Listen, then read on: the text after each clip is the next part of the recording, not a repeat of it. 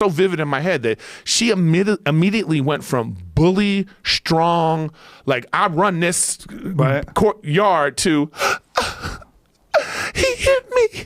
And I was like, oh, little bitch. I was like, what just happened? You ever want to look her up? Yeah, I know. Just see what the fuck she's done to her disaster of her life.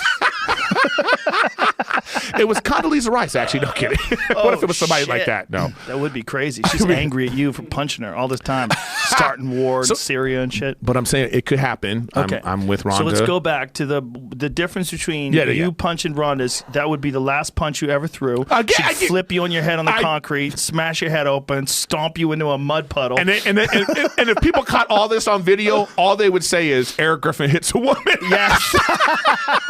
Or he had it coming. Yeah, right. Yeah, good for her. Domestic abuser with the wrong, strong woman.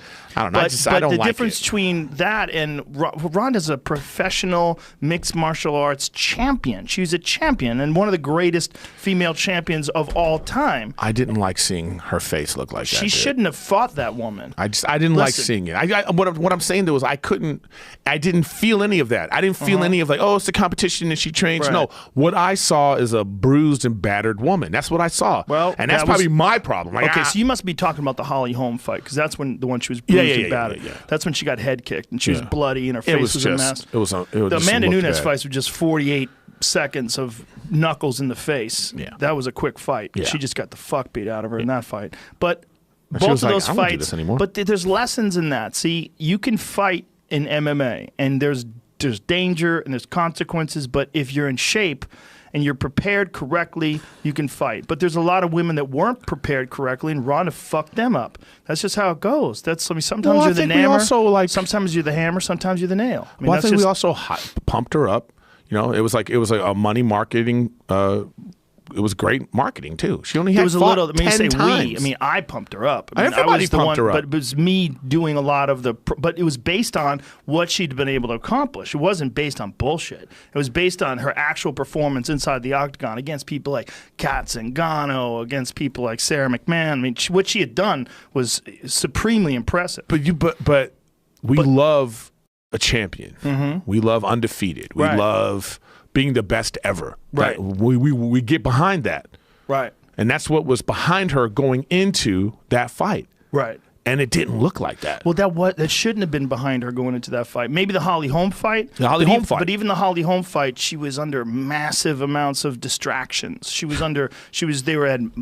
going to do Roadhouse, remember? They were going to do a Roadhouse movie. Yeah. And she's having meetings with agents and they just thought she could fuck up anybody on the planet. That's what I'm saying. The problem is, unless you're 100% all in with your training and your learning and your development, and you're making sure that you've got the right training partners and the right coaching and the right staff and nutrition and all these different things.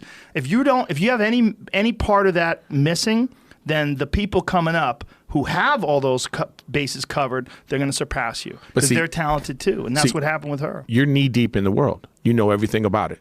Okay. As a layperson, right? Just looking at them standing next to each other, I was like, "Oh, she's gonna get her ass beat." So you looking at Ronda standing next to Holly Holm, you thought that Ronda was gonna get her ass beat? Yes, I when I saw it, I was like, "How's this gonna work?" Why'd you think that? I don't know. Just the eye test. She just looked Holly's bigger. Very physically she impressive. Looked bigger. I thought she was physically bigger than this person. Have you ever seen Sarah McMahon? No. Ronda stopped Sarah McMahon in one round. Sarah McMahon was an Olympic silver medalist in wrestling, and she's a tank. I wasn't into it like that. Maybe if I'd seen that, I would have been like, well, this is going to be a good fight. But that was my first time, and just looking at it, I was like, this doesn't look like this is going to be a good fight. That's just... You know, I just didn't think it was going to be a good fight. And then you hear you guys talking. You hear like the guys going like, Holly Holm said she's a boxer and this and that. And I'm like, oh, wow, this isn't going to go well. And then sure enough, it didn't go well. So then that made me have like the respect level for female, fighting. If I'm just coming in, like at that time, it was like Ronda Rousey's everywhere. She's in movies. She's in and then you're like, oh wow, this is the greatest fighter ever right here. She's the attraction of a lifetime. Right. And then you go, okay, all right. I'm going to check it out. Let me check out. Wow, that girl looks big. I don't think this is going to... And then she gets demolished. And you're like, well, is this a sport? I think that was a big blow for female fighting. What are you talking about? That was like one of the best things to ever happen to female fighting. Okay, well, we're different in that way. I think she should have won. Would have been the best thing. No. It's good to know that anyone can lose, even the greats. They get. I think we compare it to boxing too much, is what it is. Boxing, it's got to be. You got to be undefeated. Boxing, we love undefeated. One blemish on your record, and it does something. Yeah, it doesn't work like that in MMA. Right. Because in MMA, there's so many different ways to win. The only one who's really undefeated at the top of the food chain is, two guys. Khabib Nurmagomedov, who's the lightweight champion. He's undefeated, period. Mauled everybody. Except Al Iaquinta went the distance with him, and but still beat his ass. Still beat him. But John Jones is really undefeated. John Jones has one loss in his career, but it's a disqualification. Is he the guy that's been disqualified because he was on drugs or something? He got caught with some shit in his system that he shouldn't have had in his system. And how did he get it in his system? We don't know. It was only in there for a very short amount of time. There's a lot of speculation. We don't until that gets ironed out. By the way.